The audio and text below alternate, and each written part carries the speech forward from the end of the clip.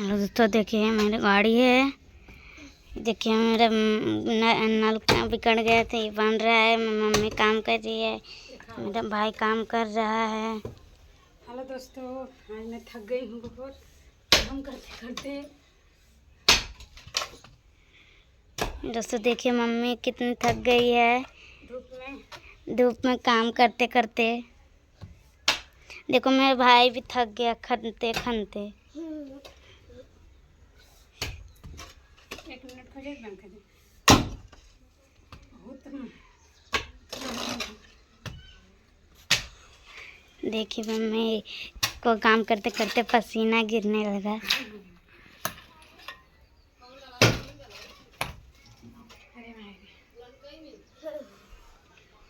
तो दोस्तों बहुत काम कर दिया, मजदूर नहीं, मेरे पास पैसे नहीं।